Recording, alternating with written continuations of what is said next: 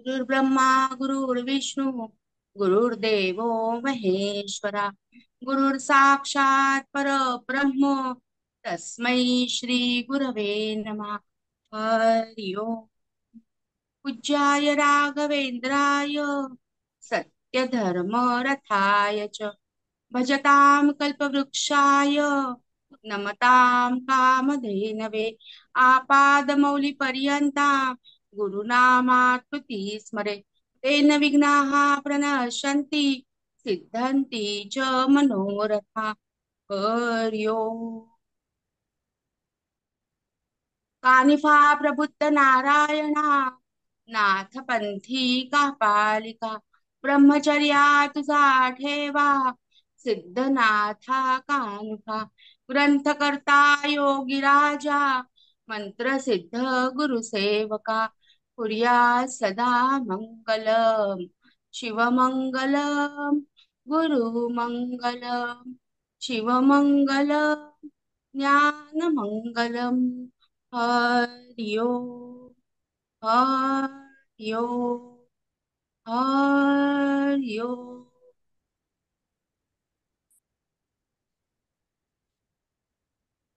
काल आपण नाथ संप्रदायातल्या नवनाथ भक्तिसार या ग्रंथाची निर्मिती म्हणजे या नवनारायणांची निर्मिती कशी झाली हे बघितलं.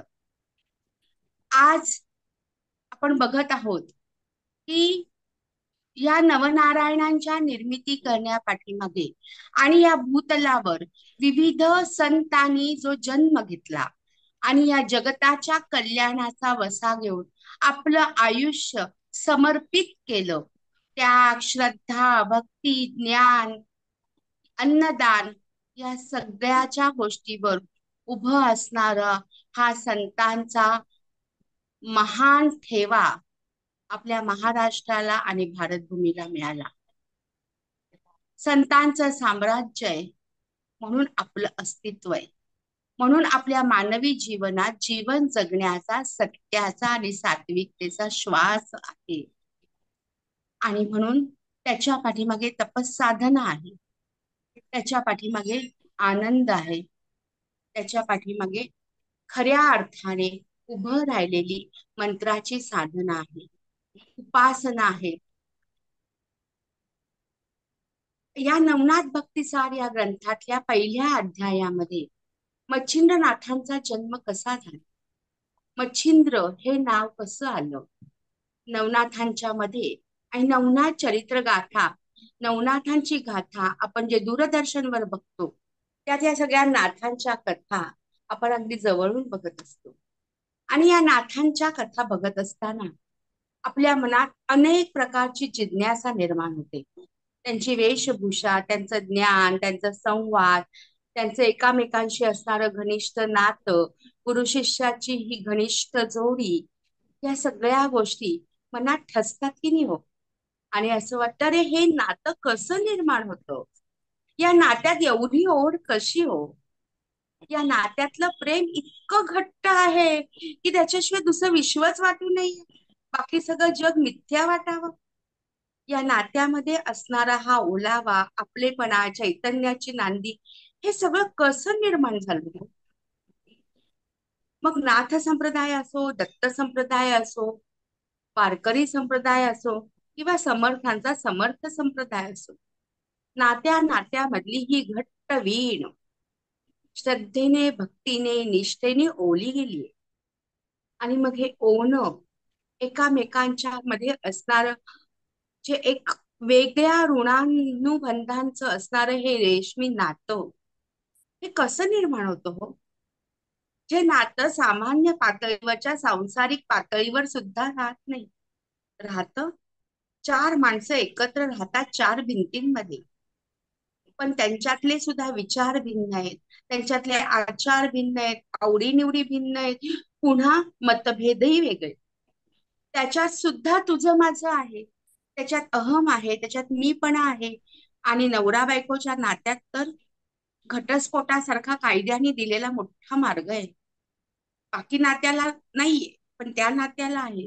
पण हे एकमेव अध्यात्म्यातलं गुरु शिष्याचं नातं असं आहे ना की त्याथे नाही कुठला कायदा, तिथे एकच धर्म, तू आणि मी, गुरु शिष्याचं अद्वैत असं नातं.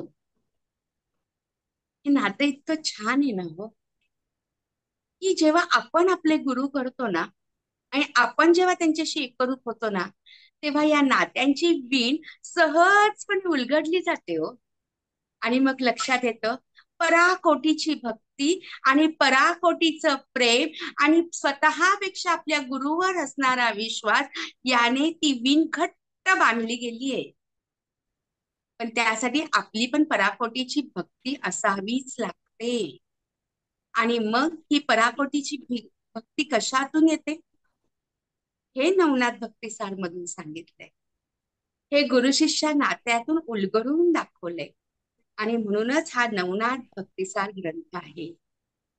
ग्रंथ वाचताना आपण भराभरा भराभरा एक एक शब्द पुढे नेतो, एक एक श्लोक, एक एक ओवी पुढे नेतो, त्याच्यातली शक्ती आपल्यात येत जाते.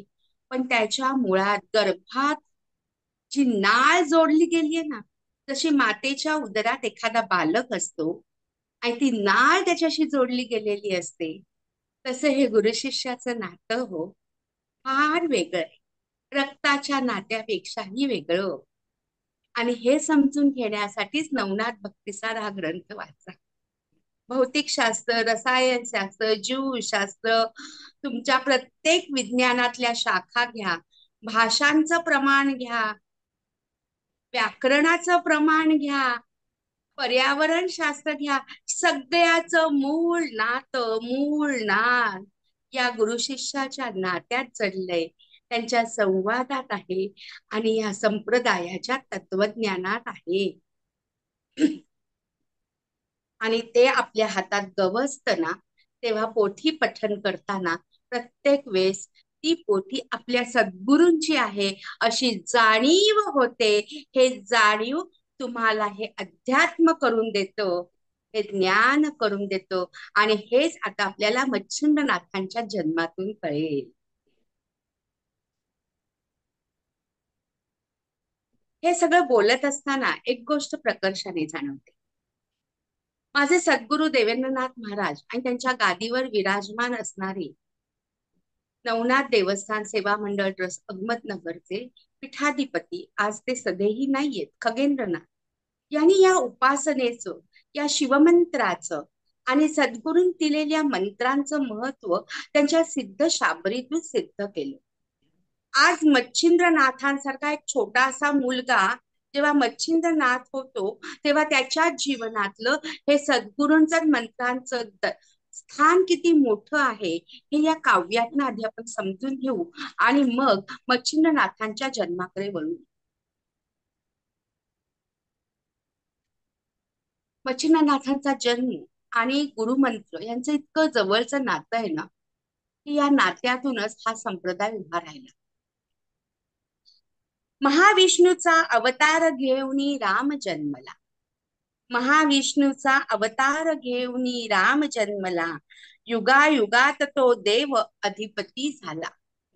राम नामाचा छंद देई मनास आनंद, म्हणूनच भजनी कीर्तनी गातो लोक राम नाम. राम नामाचा जप तो करी नित्य, त्याच्या जीवनात दरवळे अतिसुगंध. मुखी वाणीत येई गोडवा, दया करुणेचा हृदयात ठेवा, दृष्टीत निष्पाप प्रेमाचा साठा, हातून घडे सत्कार्य हाता. बघा, ह्या विभूती ह्या भूतलावर जन्माला येतात तेव्हा त्यांच्या रोमारोमात गुरुमंत्र असतो, त्यांच्या जीवनात गुरूंनी दिलेल्या ज्ञानाचा सुगंध असतो. मुखामध्ये वाणी ही त्या शर्करेपेक्षाही गोड गोड आणि मिठास अशी असते. आणि करुणेचा महाप्रचंड सागर यांच्या हृदयातून वाहत असतो. आणखीन वेगळ्या सागरापाशी जायची गरजच लागत नाही. आणि म्हणूनच त्यांच्या हातून महान कार्य घडतं, महान सत्कार्य घडतं. आणि म्हणूनच या नाथांचा महिमा समजून घेण्यासाठी आमच्या सद्गुरु देवेंद्रनाथ महाराजांनी एक महान मंत्र या जगताला दिला. तो कोणता मंत्र होता? ओम द्राम दत्तात्रयाय नमः. आता हा मंत्र आला कुठून? या मंत्राचं बीज नेमकं काय आहे? हा नवनाथांचा महान असा मंत्र आहे. ते नेहमी म्हणायचे की जर तुम्ही नाथपंथी नसाल, तुम्ही कोणत्याही गुरूंचा मंत्र घेतला नसेल आणि तुम्ही जर गुरुमंत्र हवा असेल आणि तुम्हाला योग्य गुरु मिळत नसेल, तरी या मंत्राचा जप तुम्ही करा आणि बघा तुमच्या जीवनातला कायापालट हे नाथच करून देतील. म्हणूनच गुरुदेवेंद्रांनी दिला द्राम आता, कल्याण करा जीवा शिवाचे द्राम जपुनी आता. द्राम जपता शिवभेद न उरला, शिवाजीच लीला जीवधारणा झाली.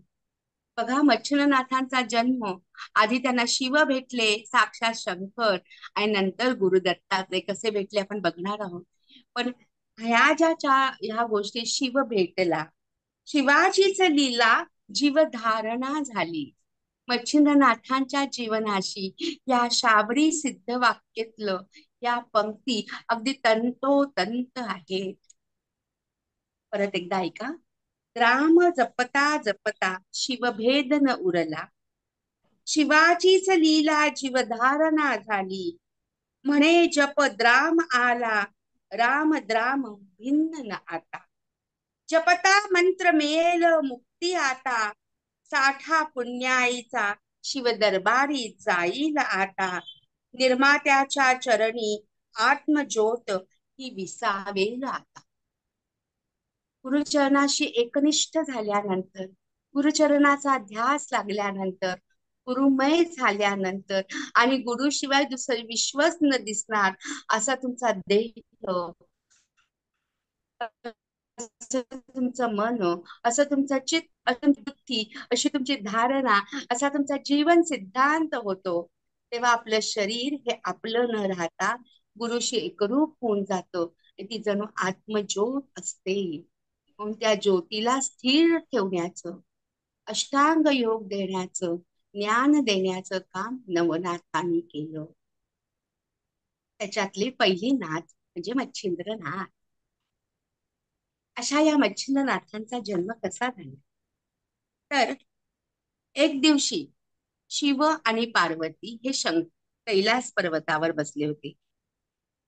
ते बसत असताना पार्वतीने शंकराला एक प्रश्न विचारला. आपण त्या पवित्र मंत्राचा जप करता, तो उपदेश तुम्ही मला पण द्या. या मंत्राचा उपदेश काय आहे तो पुढच्या एपिसोड मध्ये बघूया. तोपर्यंत धन्यवाद. नमस्कार. चालेल.